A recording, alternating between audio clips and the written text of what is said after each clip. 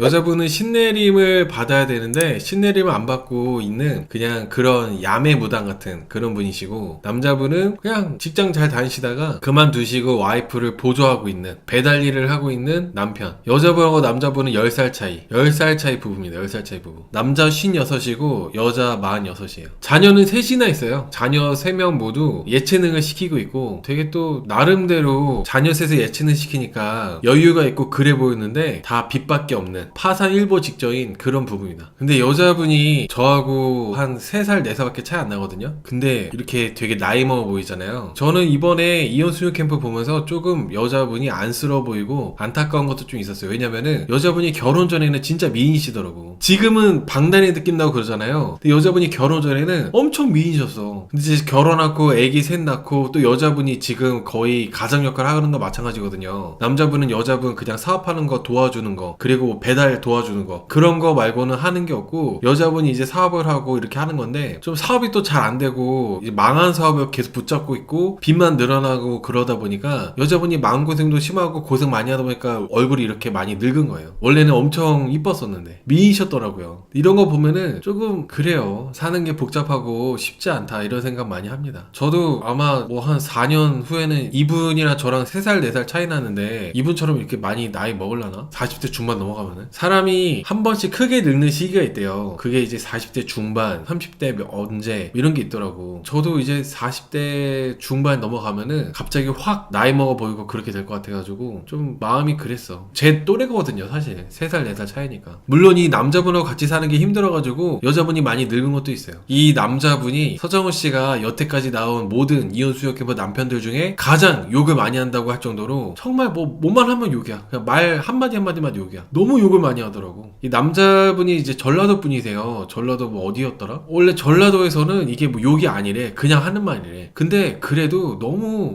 욕을 많이 하니까 막 좀 그렇더라고. 나이가 56인데 사실 아무리 좀 이래저래 힘들다 하더라도 욕한다 해가지고 상황이 나아지지 않잖아요. 계속 욕을 해요. 계속 심한 욕. 직접적으로 와이프한테도 욕 많이 하고, 그리고 욕을 본인이 하는 거에 대해서 반성이나 뉘우침 이런 게 없습니다. 너무 욕을 많이 해. 이 남자분하고 여자분하고 연애를 7년 하다가 결혼했거든요. 특이하게도 남자 쪽 아버지가 연애를 반대하고 결혼을 반대해가지고, 그래서 계속 연애를 몰래 연애를 7년 정도 하다가 결혼을 하게 됐대요. 반대한 이유가 이 남자 쪽 아버지가 사주 궁합을 많이 보시는데 여자분하고 궁합이 안 맞는다 해가지고 반대했었대. 근데도 이제 남자분은 여자분이 너무 이쁘고 자기 이상형이고 너무 좋아하다 보니까 결혼을 하게 된 거죠. 원래 남자들이 이래요 여러분. 남자들은 남자 쪽에서 반대해도 결국에는 남자들은 자기가 좋아하면 결혼해. 이런 경우 되게 많아. 부모님이 반대해도 내가 좋으면 그냥 일단 가고 보는 거야. 그런 게 많더라고. 여자분들은 한 번쯤 제거하고 이거 아닌가? 하고 이렇게 좀 빠꾸할 때도 있는데, 남자분들은 보통은 결혼까지 밀어붙이는 경우가 많이 있습니다. 근데 여기서 남자분의 아버지가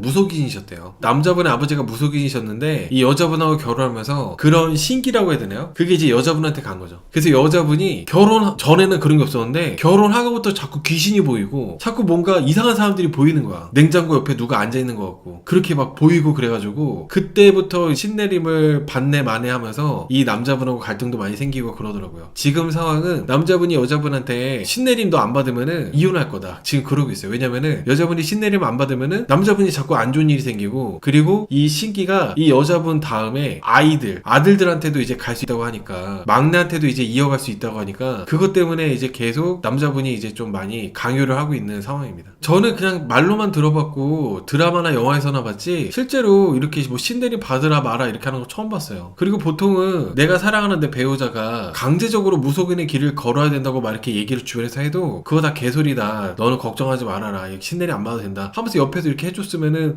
상관없을 것 같은데, 꼭 이렇게 신내림 받아야 되면 받아야 돼요? 저는 점사를 한 번도 안 봐봤어요. 태어나서 뭐 사주팔자 이런 거는 몇 번 해봤어도 점사 이런 거 있잖아요, 무속인한테 가서 점 보는 거 한 번도 안 해봤어. 단 한 번도. 결혼할 때도. 근데 여러분, 저는 물론 이제 뭐 사람마다 그런 게 있겠지만 또 무속인도 이제 직업이고 그런 게 있잖아요. 근데 저는 이 말의 힘에 대해서, 사람이 말을 하는 거에 대해서 말 자체가 이제 권위도가 있고 말 자체가 힘이 있고 그렇다고 생각하거든요. 말이라는 것 자체가, 말이랑 생각, 그거 자체가 엄청나게 강한 힘을 갖고 있다고 생각해요. 근데 이제 무속인이나 이런 거 같은 경우는 내가 내 스스로를 이제 그렇게 생각을 하다 보니까 계속 그렇게 생각하다 보면 그렇게 되는 거 있잖아요. 그렇게 되는 건가? 라는 생각이 하게 되더라고요. 그런 식으로. 왜냐면은 이 여자분도 물론 무속인 분들이 정말 막 신통방통한 그런 분들도 있겠지만은 이 여자분 같은 경우를 보면은 애매해. 남편 보고 회사 그만둬라. 너 회사 다니면은 감전돼서 죽는다. 계속 그렇게 3년 동안 남편을 겁줘가지고 그만두게 하더니 지금 이제 집안 사정이 어렵고 힘들다 보니까 다시 또 회사 나가래. 이 여자분이. 그런 게 좀 그래요. 그리고 자기 미래를 못 봐요. 이 남자분 말로는 여자분이 뭐 신발이 끝내준다 뭐 그런 얘기를 하는데 잘 모르겠어. 여자분이 정말 신발이 끝내주고 점을 잘 보고 하는지. 여러분들은 뭐 점이나 그런 거 본 적 있나요? 신점 같은 거 본 적 있나? 저는 일단은 신점 같은 거를 앞으로도 딱히 보려고 하지 않는 이유가 뭐냐면 이게 내가 그동안 생각을 그렇게 안 했는데 갑자기 내가 신점을 보러 갔는데 신점 봐주는 사람이 너 뭐 조심해라. 너 이런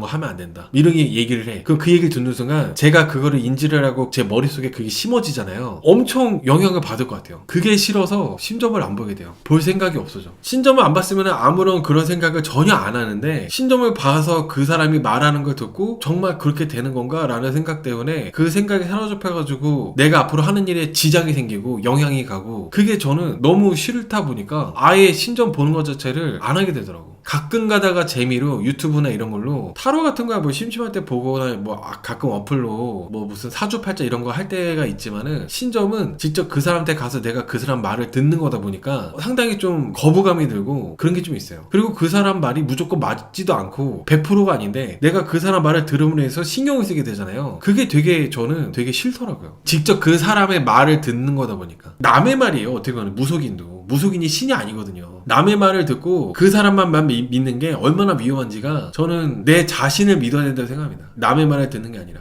재수없는 소리 하면 따를 수밖에 없어요. 근데 그게 엄청 교묘한 가스라이팅 같은 거라 생각해 저는. 물론 정말 신통한 분들도 있고 그런 분들이 위험할 뻔한 사람들을 도와주는 것도 있을 거고 예지력으로 하는 게 있겠지만은 저는 웬만하면 내가 내 자신을 믿는 게 그게 저는 제일 중요하다고 생각해요. 내가 내 자신을 믿는 게. 그리고 다른 사람들의 말은 그냥 참고 정도만 하고 내 입장이 되어야만 오로지 내 자신을 이해할 수 있는 거거든요. 근데 남들은 몰라요. 제3자는 수박 겉핥기식으로만 대충 알아서 이런저런 얘기를 떠들 뿐인 거지 정작 내 입장과 나를 이해할 수가 없어요. 그래서 내가 내 스스로를 이해하고 내 자신을 믿고 그렇게 해야 되는데 이 분들은 무속 부부 같은 경우는 둘 다 자기 자신이 없어요. 성질은 더러워. 근데 내 자신은 없다 보니까 엄청 지옥같이 살더라고요. 맨날 싸우고 남 탓하고 네가 이랬잖아 저랬잖아 하면서 너 왜 내 말 안 들었어 이러면서 계속 싸워요. 이게 다 자기 자신이 없기 때문에 이분들이 이렇게 지옥같이 사는 거라 생각합니다. 여자분이 이제 사업을 할 때 운이 좋게도 코로나 전까지는 되게 잘 됐었대요. 화장품 사업 같은 거 했었는데 근데 이제 코로나 때 왕창 빚도 많이 지고 말아먹은 거죠. 그리고 애들 학비랑 이런 거 저런 거 많이 나가다 보니까 빚은 갈수록 늘어나고 그래서 지금 남자는 개인회생 신청해놨대요. 이것도 어떻게 보면 이 분들이 자기들이 분수라는 게 있잖아요. 자기 주제라는 게 사업이 항상 잘 되면 모르는데 사업이라는 게 항상 잘 됐다가 안 됐다가 완전 안 되면 또 망가지고 우리나라는 잘 됐다 안 됐다 잘 되고 이런 게 없잖아요. 잘 되다가 안 되면 그 망하는 게 많잖아요. 그러면은 거기에 맞게 규모를 줄여야 되는데 이분들은 그러지가 않더라고요. 그냥 여전히 아이들 3명 다 예체능 시키고 계속 적자밖에 안 나오는 그 사업에다가 붙잡고 있는 거예요. 제가 이분들 보면서 혹여나 이런 분들한테 내가 낸 세금이 보조금이나 지원금으로 들어가거나 이렇게 될까봐 뭔가 마음이 편치 않더라고. 이분들은 본인들이 상황이 어려우면은 그 상황에 맞춰가지고 해야 되는데 사업을 뭐 접고 뭐 다른 걸 한다거나 아이들도 이제 예체능 시키는 것도 우리 집안이 이러니까 예체능 못 시킨다 해서 이렇게 뭐 다른 거를 시킨다거나 그래야 되거든요. 그런 게 전혀 없어요. 그러니까 이 사람들이 전혀 안타깝거나 그런 마음이 안 들더라고. 아직도 욕심이 가득해 보이고 그래 보였어요. 남자분이 원래 하이트 진로 있잖아요. 맥주회사를 다니던 분이셨는데 연봉도 되게 많이 받았었대요. 잘 다니고 있었는데 여자분이 계속 남자분한테 거기 계속 회사 다니면은 감전돼서 죽는다고 그렇게 겁을 주니까 남자분이 3년 동안 그 얘기를 듣다가 결국에는 그만두고 여자분하고 도와주고 그런 거예요. 그리고 남자분이 그만두면 이제 퇴직금이 나오잖아요. 퇴직금, 퇴직연금 이런 것들 그 대출까지 전부 다 이 여자분이 사업하는 데다가 도와줬거든요. 한 5억 넘게 5억인가 6억 정도를 이 여자분 사업하는데 다 도와줍니다. 그리고 빚도 갚는데 도와주고. 근데 문제는 여자분이 그마저도 다 말아먹었어요. 하나도 남은 게 없어요. 여자분은 계속 사채까지 쓰면서 사업 망하고 있는 거를 붙잡고 있고 하는 건데 계속 뭐 잘 될 거야 잘 될 거야 하지만은 망하고만 있는 거죠. 안 되는 거에서 붙잡고 있는 거죠. 이 부부들 오은영 리포트에도 나온 것 같던데 출연료 받으려고 나온 것 같아요. 거기서 똑같은 레파토리였어요. 이렇게 사는 것 같아요. 근데 이렇게 사는 거를 저는 연기라고 보진 않거든요. 저는 이 부부가 연기한다고 생각하진 않아. 자기들 사는 모습을 자연스럽게 보여준 건데 그만큼 수요가 있는 거죠. 연기는 아니에요, 여러분. 그냥 돈 벌려고 나온 거긴 한데 연기는 아니야. 제가 연기가 아니라고 생각하는 게 남자분이 이제 카메라 의식해가지고 여자분한테 물티슈 집어 던지려고 하다가 집어 던지지 않고 그냥 잡았다 들었다 잡았다 들었다 하더라고요. 연기 같지가 않아요. 그리고 분명히 아이들이 3명이나 있어가지고 애들도 볼 거 아니에요. 애들 엄마한테 이렇게 욕을 한다고? 연기일 수가 없어요. 어차피 우리들이 꼬여버린 대로 꼬였는데 그래 우리들의 이렇게 막장인 모습을 보여줘가지고 돈이라도 벌자 그런 생각으로 나온 거지 연기일 수가 없습니다. 근데 저는 이런 분들이 이렇게 오은영 리포트가 됐든 이현수영 캠퍼가 됐든 나오셔가지고 출연료도 받고 그리고 전문가들한테 상담받아가지고 뭔가 조금이라도 나아지는 개선되는 효과도 받고 그러면 좋다는 생각해요. 저는 여러분 여자분이 온라인 스토어 사업을 하고 있거든요. 스마트 스토어나 온라인에서 쇼핑몰 같은 거 하시는 것 같은데 한때 잘 될 때는 월 매출 1억이나 벌었었대요. 한 달 1억 매출이면 보통 얼마 남아요 여러분? 몇 천만 원 남나? 1억 매출이면 그래도 한 절반이 아니라 한 10분의 1 남나? 거의 10 몇 년 동안 화장품 팔고 있대요. 여러분 제가 이 부부 보면서 한때는 월 매출 1억까지 벌었지만 지금은 매달 적자잖아요. 돈만 날리고 있잖아요. 심지어 화장품이 유통기한이 있어가지고 유통기한이 지난 거 막 몇억 원어치 버리고 그랬대요. 유통기한이 지나서 이게 팔리면은 마진이 좋아가지고 많이 남을 수 있는데 이 여자분이 판매하는 게 많이 안 팔리고 재고가 쌓여가지고 유통기한이 다 되고 그랬을 때 그냥 막 버리고 그랬대. 그리고 버리기 아까운 것들을 막 기부도 하고 유통기한 이제 얼마 안 남은 거 몇억 원어치를. 그러니까 이제 남자분 입장에서는 돈도 안 되고 매달 빚만 늘어나게 되는데 여자분이 사업을 놓지 않으니까 남자분이 계속 성격이 이상해지고 예민해지고 욕도 많이 하게 되고 그런 것 같아요. 물론 그래도 욕을 안 하면 좋겠지만은 이 남자분의 상황이 욕이 안 나올 수가 없는 상황이기도 해요. 여자분은 여자분대로 얼굴이 이렇게 늙고 상할 수밖에 없고 이번에 이혼수녀 캠프는 저번에 재결합 부부도 그렇고 이번에 무속 부부도 그렇고 좀 어쩔 수 없는 상황이 있잖아요. 그래서 뭔가 안타까운 잘해보려고 하는 건데 이게 꼬이고 안 되다 보니까 망가지는 거. 그리고 본인들이 한 달에 월 매출 1억까지 찍었고 하다 보니까 그거를 못 버리는 거야. 잊질 못하는 거야. 카지노 갔을 때도 도박이나 이런 거 할 때도 처음에 내가 왕창 땄을 때 그 맛을 못 잊어가지고 계속 시도하잖아요. 그 다음부터 계속 읽는데 어떻게 보면 이 남자분의 아버지가 무속인이었다고 했잖아요. 해안이 있었던 거죠. 결혼 절대 안 된다고 계속 반대를 했는데 결국에는 이 남자가 밀어붙여가지고 결혼을 했지만 결혼 생활이 엄청 힘들고 되게 지옥같이 지내고 있는 겁니다. 경희님께서 남자 퇴직의 목적인 것 같다고 하시는데 제 생각에도 그렇습니다. 이제 일단은 여자분이 빚이 많았다고 하니까 여자분 빚을 갚아주고 그리고 남는 걸로 이 여자분한테 사업에다가 쓰게끔 여자분이 그거를 생각해가지고 자꾸 남자분한테 계속 당신이 회사 다니면 죽는다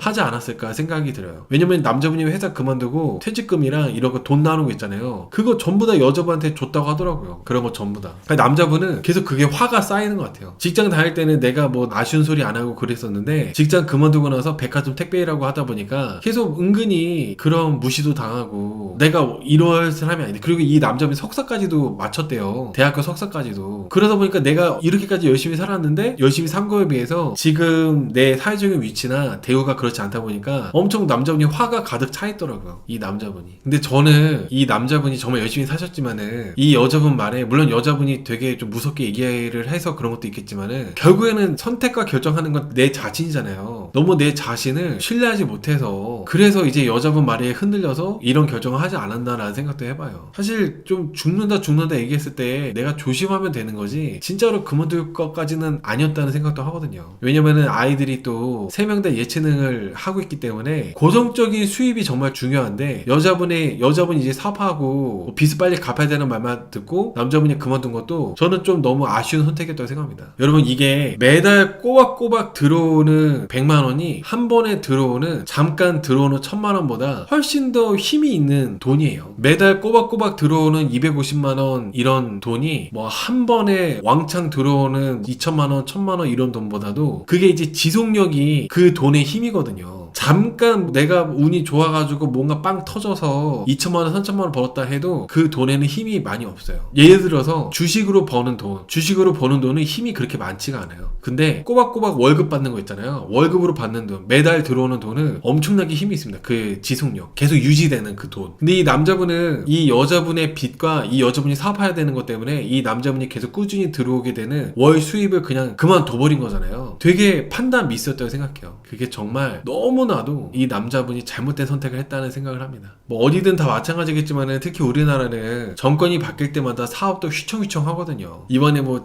어떤 제도가 어떻게 됐고 이런 거에 따라서, 그리고 뭐 세금이 또 어떻게 되고 어느 지역에서 뭐가 또 되고 이런 거에 따라서 엄청나게 영향을 많이 받는데, 이 여자분 같은 경우는 코로나로 인해서 완전 그냥 폭삭 망해버린 거죠. 망한 사업을 계속 붙잡고 있는 겁니다. 망한 사업을. 한 달에 1억 정도 계속, 한 달에 1억이 아니라 1년에 1억 정도 버는 그런 좋은 직장을 다니다가 지금 그만두고 백화점 택배 일을 하고 있으니까 이 남자분이 얼마나 또 자존감이 많이 낮아지고 또 화가 많겠어요. 내가 이런 데 받을 사람이 아닌다면서 되게 후회도 많이 하고, 내가 그만뒀으면 이 여자분이 사업이 잘 돼가지고 돈도 많이 벌고 더 여유로워지고 삶이 좋아지면 모르는데, 그런 게 아니라 더 어려워지고 빚만 더 많아지고 그랬잖아요. 그 남자분은 내 돈은, 내 퇴직금도 날렸지, 미래는 어둡지, 애들은 셋인데 다 예체능인데 돈은 없지. 지금 이 남자분은 너무나도 이러지도 저러지도 못하고 그나마 이 여자분한테 생각하고 있는 게, 너가 신내리라도 받아가지고, 신내리 받은 지 얼마 안 됐을 때는 신발이 제일 좋을 때니까 그렇게 해서라도 돈을 벌어라, 이런 식으로 남자분이 생각을 해서 계속 여자분한테 강요를 하고 있는 겁니다. 신내리 받으라고. 어떻게 보면 이게 단면만 봤을 때는 어떻게 자기 가족을 무당시킬 수 있냐 이렇게 안 좋게 볼 수도 있지만은, 남자분 입장에서는 생존, 살아남기 위한 유일한 해결책이라 생각하고 유일한 방법이라 생각해가지고 그래서 이렇게 여자분한테 하는 거일지도 모르겠다는 생각이 들어요. 저도 처음에 물론 이렇게 사업을 하는 규모 이런 것까지는 아니었지만은, 저도 이제 처음에 나와서 유튜브 한다고 이렇게 하면서 할 때 다음 달 월세를 내야 되는데 내가 버는 수입이 월세만도 안 될 때가 있었어요. 한 몇 달 정도.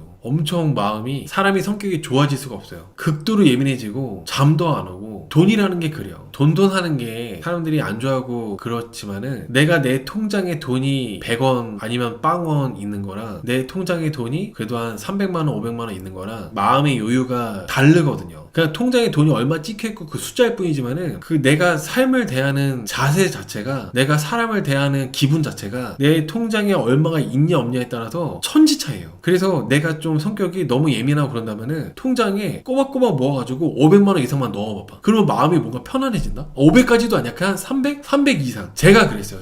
제가 불과 8년? 7년? 그때만 하더라도 제가 마이너스 통장 막 이거 쓰고 했거든요. 마이너스 통장. 그때는 마음에 여유가 없어. 근데 이제 꼬박꼬박 차근차근 조금씩 모아가지고 통장에 돈이 한 300만원, 400만원 모으고, 그렇게 좀 모아가지고 뭐 다른 것도 하고 뭐 하고 이렇게 하면은 이게 뭔가 마음의 대비가 되고 마음이 편안해져요. 오히려 돈이 없을 때 돈 없는 내 자신을 비관해가지고 술을 마신다거나 뭐 이상한 헛짓거리를 하잖아요. 더 예민해져요. 돈이 마음이란 얘기가 괜히 그런 게 아니에요. 뭐 예를 들어가지고 내가 지금 스트레스 많이 받고 돈이 없어서 막 힘들어가지고 힘들다는 걸로, 나 스트레스 받으니까 나를 위해서 선물해줘야 돼 하면서 쇼핑해버려. 카드로 그냥 긁어버려. 그러면은 마음이 더 여유가 없어져요. 그만큼 돈이, 내가 내 통장에 내가 얼마를 갖고 있는지 없는지가 기분을 저하고 성격까지도 만들어요. 이 남자분도 지금 이 남자분의 처지가 1년에 연봉 1억까지도 벌었던 사람이, 그리고 대학교도 석사까지도 마치고 잘 이렇게 나갔던 사람이 이 여자분 사업을 도와주고 하면서 지금 개인회생 절차를 밟고 있잖아요.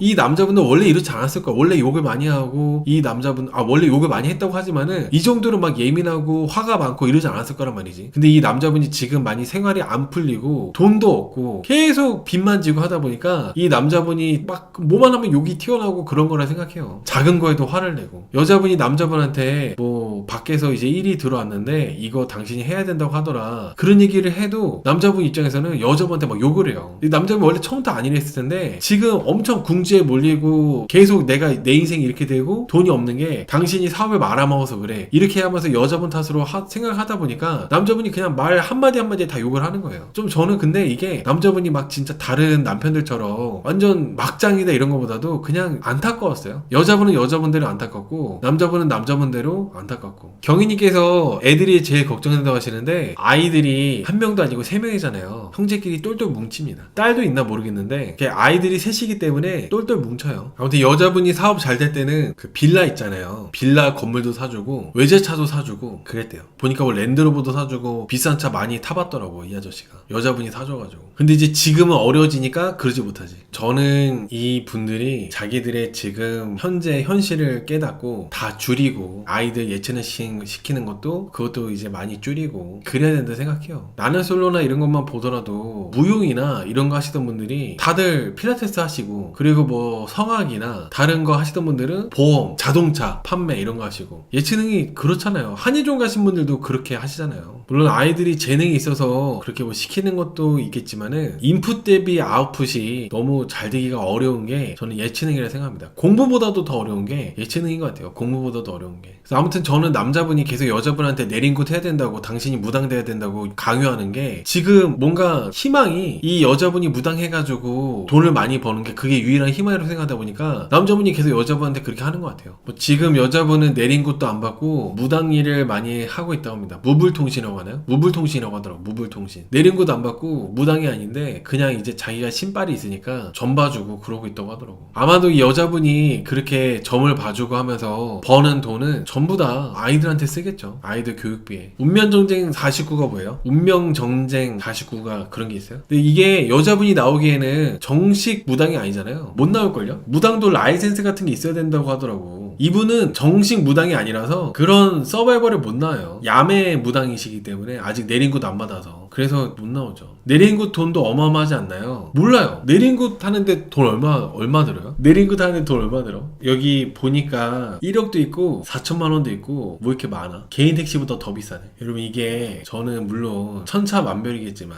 무속인 분들도 심리상담 하시는 거의 일부라고 생각하거든요. 무속인 분들도. 사람들의 불안을 어떻게 보면 불안을 편안하게 해주면서 그걸 이제 돈을 버는 그런 거 직업이잖아요. 심리상담 같은 일을 하시는 거라 생각해요. 근데 여기 내린 곳에 뭐 4천만 원, 1억 이렇게 하면서 하는 거에 대해서는 이거 보면서 생각되는 게 뭐냐면 사람을 편안하게 해줘야 되는데 사람을 더 불안하게 만들어가지고 돈을 더 빨아들이는 거. 그거는 사기지. 그 사람의 불안을 도와줘야 되는데 그 사람의 불안을 이용한다면은 전 그건 사기라 생각해요. 정말 좋은 무당분들도 계시겠죠. 어떤 사람들의 불안을 편안하게 해주는 그런 좋은 무당분들도 계시겠지만은 어떤 사람들의 불안을 이용해가지고 계속 너 내 말 안 들으면은 죽는다. 너 내 말 안 들으면 네 애들 어떻게 된다. 너 내 말 안 들으면 내일 모레 어떻게 된다. 계속 그렇게 구술하게 만들고 불안을 이용해가지고 그렇게 하는 거는 범죄나 마찬가지라고 생각합니다. 실제로 귀신한테 시달렸는데 굿해서 없어지면은 믿을 수밖에 없을 것 같아요. 여러분 옛날에 제가 어릴 때 할머니가 살아계실 때 할머니가 할미손은 약손이다. 여러분들 그런 거 아세요? 어릴 때는 아기 때 배가 아파요. 배가 아프면은 할머니가 할미손은 약손이다 하면서 배를 이렇게 막 문질러줘.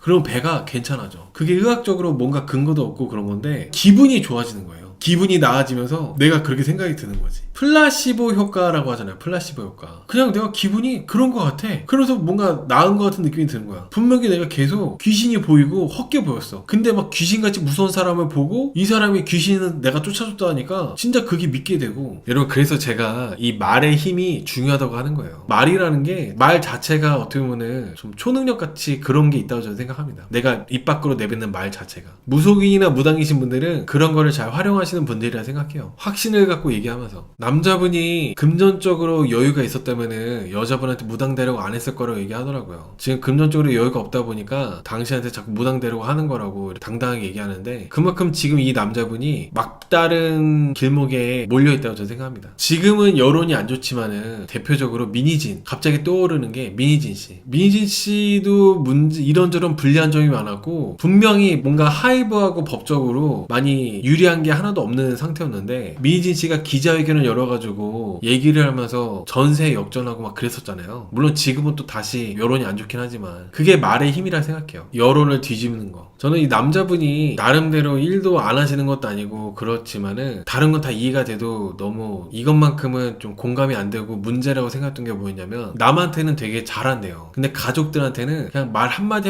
욕하는 거. 물론 욕이 안 나오는 상황이 욕이 나올 수밖에 없는 상황이니까 지금 너무 개인 회생도 받고 있고 빚밖에 없고 그러니까 욕이 나올 수밖에 없는 상황이긴 하지만은 그래도 계속 욕한다고 해결되는 게 아닌데 아이들한테도 욕하고 와이프한테도 말 한마디 할 때마다 욕하고 그게 너무 조금 이 남자분이 좀 그랬어요. 더 그냥 악화시키는 거. 제가 계속 오늘 라이브에서 말의 힘이 엄청나다고 얘기했잖아요. 내가 계속 내 스스로를 그리고 와이프하고 다시 이렇게 해보자 저렇게 해보자 이겨낼 수 있다 극복할 수 있다 이렇게 말을 해도 잘 될까 말까 할 텐데 이게 다 네 때문이야 네가 무당 안 돼서 그래 이혼해버려 2년아 전연하면서 욕해버리고 그거는 오히려 나한테 올 수 있는 행운이나 행복을 내가 스스로 이렇게 다 밀어내는 거라 생각해요. 저도 제가 이제 한창 뭐 하나 되는 게 없을 때 근데 그때 저는 나 같은 새끼가 뭐 한다고 나는 그냥 나가 뒤져야지 이런 생각 한 번도 안 했어요. 심지어 주변에서 혹은 저희 가족들이 야 언제 인간 되려고 하냐 네가 언제 이렇게 하려고 하냐 뭐 기술이나 배워라 공장이라도 다녀라 노가다라도 해라 이런 거 얘기할 때도 저는 계속 무한 긍정 나 될 거라고 다 때가 있다고 잘 풀릴 거라고 잘 될 거라고 그런 식으로 저는 제 스스로한테 항상 그렇게 얘기했어요. 단 한 번도 나 같은 놈이 뭐 하겠어 이런 얘기를 한 적이 없어. 단 한 번도. 그게 되게 중요하다 생각해요. 근데 이 남자분은 항상 부정적으로 얘기하시고 그렇게 얘기하시더라고요. 이 남자분이 욕을 하도 많이 하니까 지금 여자분이 아들만 셋인데 아이들도 욕을 지금 남자분 따라서 많이 한대요. 남자분은 그런 거에 대해서 전혀 미안함이나 내가 지금 아이들한테 나쁜 영향 끼치고 있거나 그런 것도 없어요. 요즘 애들이 얼마나 많이 까졌는데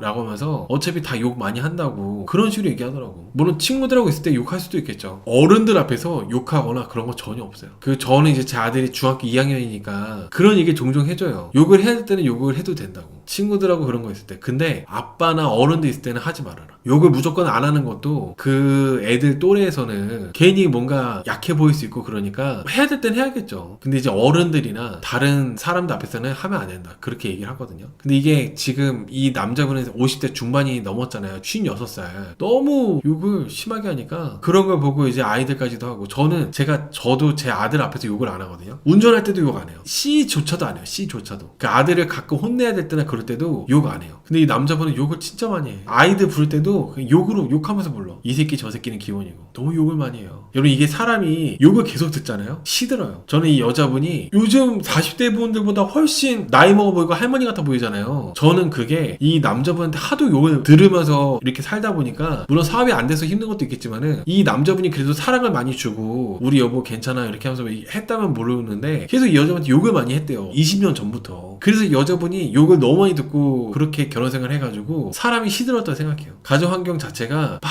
심하게 욕하고 그러면은 애들도 막 되게 예민하고 약간 날카롭게 되고 배우자도 이렇게 엄청 나이 들어 보이고 쉽게 늙어버리고 그렇게 될 수밖에 없어요. 그래서 저는 이 여자분이 요즘 40대 분들이 옛날 40대 분들처럼 그렇지 않거든요. 근데 유난히 더 늙어 보이고 나이 들어 보이는 거는 이 남자분이 욕을 너무 많이 해가지고 그렇다고 생각합니다. 그리고 이 남자분이 욕만 하면 좋은데 욕을 이렇게 많이 하는 분들이 물건 때려 부시고 그래요. 그리고 물건 때려 부수는 분들이 와이프를 때립니다. 이게 프로세스라고 해야 되나? 과정이 있는데 이 남자분은 결혼하고 나서 결혼 초에 와이프랑 싸울 때 화가 난다고 와이프가 안고 있는 아기를 이제 뺏어가지고 빨래더미에다가 던져버렸대요. 이미 이 남자분은 화가 나면은 뭔가 이렇게 살림살이 부숴버리거나 이런 것들이 있는 사람이었던 거야. 그리고 갑자기 이 여자분이 하고 있는 사무실에 오더니 경찰 부르라고 하더니 여보 경찰 왜 부르냐 물어보니까 나 지금 여기 있는 거 다 때려 부술 거니까 경찰 미리 부르라고. 이런 다음에 목검인가? 그걸 갖고 와가지고 안에 있는 거 다 때려 부수고. 이런 거 자체가 남자분이 계속 여자분한테 이런 걸 보여주면서 여자분을 겁먹게 만들고 힘들게 하니까 여자분이 이렇게 많이 늙어버릴 수밖에 없는 거예요. 물론 남자분이 다 여자분한테 5억인가 6억을 다 주고 지금 빚밖에 없고 그런다고 했지만 그래도 이 남자분이 욕하고 막 폭력적인 거는 이해할 수 없는 부분입니다. 용납할 수 없는 부분이거든요. 용납할 수 없는 부분. 남자분이 이렇게 5억인가 6억 정도를 여자분한테 이렇게 했다 해가지고 욕하고 여자분을 막 위협하고 살림살이 부숴도 되는 거 아니잖아요. 저는 한 번도 뭐 부숴본 적이 없어. 그 성격이라 생각해. 성격. 이게 뭐 이 사람이 정말 이 궁지에 몰려가지고 이렇게 부수고 이런 게 아니라 그냥 이 사람의 성격이라 생각해. 서장훈 씨가 이 남자분한테 이 폭력적인 부분은 되게 문제라고 이렇게 지적을 했거든요. 그래서 와이프도 이제 때리게 된다고 욱하는 마음에 그렇게 되면은 와이프까지도 이렇게 심하게 하다가 큰일 날 수 있다고 경고를 했는데 지적을 했는데 남자분이 뭐라고 했냐면 나는 때리지는 않는다고 그냥 때려 부술 뿐이라고 하면서 당당해요. 그러면서 그 회사 그만두고 우울증이 와서 그렇다고 이제 핑계를 대시는데, 여자분 말로는 20년 전부터 그랬다고 하니까 그냥 이 남자분의 성격인 거죠. 회사 그만둔 건 3년 전인데 3년 전부터 폭력성이 생긴 게 아니라 이미 결혼한 지 얼마 안 됐을 때부터 20년 전부터 욕하고 폭력성 있고 이랬던 거는 계속 그래왔던 거기 때문에, 여자분은 사업을 일단은 정리하셔야 되고 남자분은 좀 치료를 받으셔야 되고 그래야 된다고 생각합니다. 우울증이 됐든 폭력성에 대한 어떤 뭐 치료가 됐든 그런 거 받으셔야지. 욕을 이렇게 많이 해서 어떻게, 애들이 셋이나 있는데. 여러분, 저도 라이브를 한창 초반에 할 때는, 이때는 욕을 많이 했었어요. 조금만 마음에 안 들거나 조금만 거슬리게 하면은 바로 욕부터 했어요. 욕하고 차단시키고. 근데 그게 계속 하다 보니까 점점 심해지고 뭔가 안 좋더라고. 보다 많은 사람들이 유쾌하고 편안하게 볼 수 있어야 되는데 그렇게 안 되더라고요. 그래서 이제 욕도 안 하고 좀 더 이제 단어도, 워딩도 좀 부드럽게 다듬고 그렇게 말투도 좀 더 부드럽게 하려고 노력하고 이렇게 했는데, 이게 또 하니까 돼요. 저 욕 거의 안 하잖아요. 하다 보면 돼. 저는 결혼 전에 확인을 해야 되는 게 사람의 폭력성이 있는지 없는지 반드시 확인을 해야 된다고 생각합니다. 특히 여자분들이 남자분하고 연애할 때 확인을 해야 되는 거는, 이 남자가 나한테 잘해주고 그런 거는 누구나 잘해주니까 확인할 필요가 없고, 이 남자가 화가 났을 때 어떤지, 술을 마셨을 때 어떤지, 이런 거를 반드시 확인해야 돼요. 괜히 그 여자 쪽 부모님들이 예비 사이랑 처음 만나거나 그럴 때 일부러 술 먹고 그런 게 괜히 그런 게 아니에요. 저는 그래서 나는 솔로에서 되게 짧게 연애하고 결혼하는 분들이 많잖아요. 좀 우려가 돼. 짧게 연애하고 결혼하는 분들이 많아서 좋지 않아요. 그 사람의 밑바닥을 한번 좀 봐야 돼. 그래서 이 사람의 밑바닥은 이렇구나 하고 알고 결혼해야지, 지하가 있을 때 뭔가 원래 이 사람 밑바닥 이랬으니까 그런 거 보다가 넘어갈 수 있는 건데, 그런 거 못 보고 결혼하게 되면은 그 사람의 밑바닥만 보더라도 놀래가지고 결혼 생활이 막 안 돼. 저는 남자들이 요즘 우리나라 여자분들에 대해서 스탑러커 그런 얘기 많이 하거든요. 결혼 전에는 여자분들이 본색을 감추고 있다가 결혼 후에 본색을 드러내서 까칠하고 사치 허영 이런 거 소비 많이 하고 그런다는 거를 이제 스탑러커라고 표현하는데, 사실 여자분들이 그런 거야. 경제권을 내가 관리한다거나 하면은 컨트롤할 수 있는 부분이기도 해요. 근데 이제 남자도 스탑러커야. 여자만 스탑러커 하는 게 아니라 남자도 결혼과 동시에 폭력성이 드러나. 이거 어떻게 해야 돼? 결혼과 동시에 폭력성이 드러나면 어떻게 되는 거야? 일단 더 그게 위험한 것 같아. 그게 더 무서워. 그게 더. 결혼 전에 연애할 때는 엄청 잘해주던 사람이 결혼하니까 갑자기 막 폭력적이야. 욕도 많이 하고 소리도 많이 지르고. 이거는 좀 안 좋죠. 사람이 좀 한결같은 모습이 있어야지. 제가 아는 후배도 10년 연애를 했어도 폭력성을 알 수 없어서 결혼하고 맞다가 이혼했어요. 사람 성을 알 수가 없나 봐요. 아니 이게 참, 여러분, 생판 남을 톡 건들기만 해도 아마 합의금 몇백 줘야 될걸요? 생판 모르는 남을 가슴을 팍 친다거나 얼굴을 툭 건들기만 해도 합의금 몇백 줘야 돼. 배우자도 이렇게 때리면은 막 돈 엄청 받아내고 그런 거 안 되나? 시대가 어느 시대인데 와이프를 때려.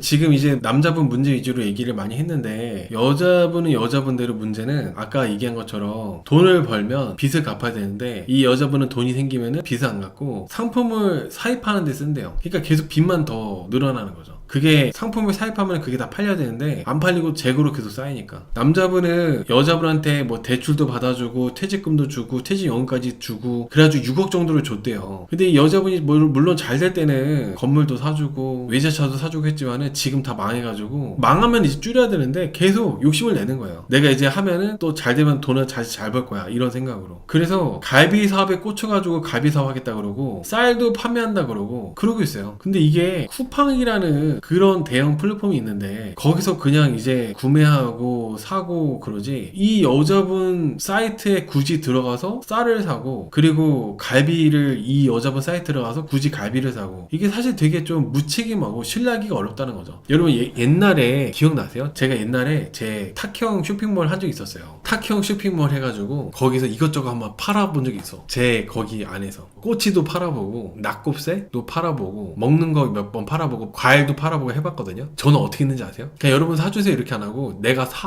내 돈 주고 내 쇼핑몰 있는 거 사서 그거를 먹어보고 맛있는 거 여러분한테 권했었어요. 한 2년 전인가? 아마 기억나시는 분도 있을 거예요. 근데 그렇게 해도 이게 걱정이 돼. 나는 내 입맛에 맞는데 사람들은 맛이 없으면 어떡하지? 그리고 혹여나 사람들이 먹고 탈라면 어떡하지? 뭔가 문제 있는 상품이 배송되면 어떡하지? 되게 걱정되고 신경 쓰이는 거야 그게. 제가 1년 정도 했었는데 1년 정도. 물론 제가 이제 직접 물건을 만들어가지고 뭐 그 판매하거나 그런 게 아니라 그거를 이제 물건을 만들고 배송시켜주는 업체는 따로 있고, 저는 이제 제 채널을 통해서 판매만 하는, 판매 홍보만 하는 그런 역할을 한 거죠. 근데 이게 제가 모르고 제 라이브 봐주시고 저를 좋아해 주시는 분들 많이 이용해 주세요, 이게 저는 그게 안 되더라고요. 내가 내 입맛에 맞고 맛있으면은 자신있게 여러분들 이거 드셔보시라고 그런 걸 이제 좀 몇 번 해봤었는데, 저는 그게 적성이 안 맞았어요. 그 제 채널하고 어울리는지도 모르겠더라고. 계속 하는데 너무 뜬금없기도 하고. 그래서 1년 딱 계약한 거 마치고 안 했어요. 더 이상 연장하진 않았습니다. 뭔가 이게 어울려야 되거든요. 이 여자분은 아무거나 다 갖고 와가지고 팔잖아요. 신뢰도가 없어요. 이 사람은 이게 전문이거나 그런 것도 없잖아요. 화장품이 안 되니까 갈비도 해보고, 갈비랑 같이 쌀도 해보고. 아니, 사람 솔직히 누가 이 사람 그 사이트까지 가서 사겠냐 이거지. 지금 이렇게 이 여자분이 사업이 다 적자라가지고 망하기 일보 직전인데, 이미 망한 거나 다른데 이제 계속 붙잡고 있는 거잖아요. 이 남자분한테 계약직 1년 제한이 와요. 회사 사람으로부터. 그 남자분은 아직도 그 겁이 나는 거야. 여자분이 회사 가면 죽는다 했기 때문에 그거를 이제 안 하려고 하거든요. 남자분이 주저하고 있는데, 여자분은 지금 이제 여자분도 돈 나올 구멍이 필요하다 보니까 이 남자분한테 일을 하라고, 계약직 그거 하라고 하면서 다시 또 이렇게 남자분한테 재촉합니다. 남자분은 기가 막혀 하고. 저는 그런 거 보면서 어떻게 보면 무속인들 입장에서는 여자분이 무속인들 망신시키는 건다고 생각할 수도 있을 것 같아요. 아니, 옛날에는 회사 가면은 죽는다 하더니 지금 돈 없으니까 회사 가야 된대. 이제는 안 죽는데. 그런 게 어딨어. 누가 이 사람한테 그런 보고, 그리고 무속인들 괜히 망신만 시키는 거지. 사업한 돈을 삼성전자 투자했으면 몇 배야 하시는데, 그러게. 근데 이게 그런 얘기들 많이 하시잖아요. 사람 성격상 삼성전자에 넣어놓고 안 팔 자신 있어요? 한 30% 40% 올랐어. 사람 미래를 알 수 없잖아. 안 팔 자신 있어? 그 삼성전자 다 그거를 오른 거 먹을 수가 없어요. 삼성전자가 막 올라가지고 사람들이 돈 많이 벌었을 것 같아도 그냥 뭐 조금 한 10% 오른 거 20% 올랐으니까 팔아야겠다 이거 팔고. 그런 사람들이 대부분이야. 한 종목을 사서 진득하게 3년 4년 5년 갖고 있는 사람들이 몇 명이나 됩니까? 거의 없어요. 무속인보다 정신분열증으로 보입니다. 저도 이 여자분이, 원래 무속인분들은 기도도 많이 하고 딱 정신 집중, 뭔가 다른 분위기, 눈빛이 다르고 그런 거 있잖아요. 근데 여자분 봤을 때는 되게 막 눈빛도 없고 총명하고 그런 게 없어. 그래서 저는 이번에 이호선 교수님이 됐든 정신과 선생님이 됐든 이 여자분 상담할 거 아니에요. 어떻게 이 여자분을 상담할지가 궁금해요. 이 여자분은 어떻게 진단하고 상담할지.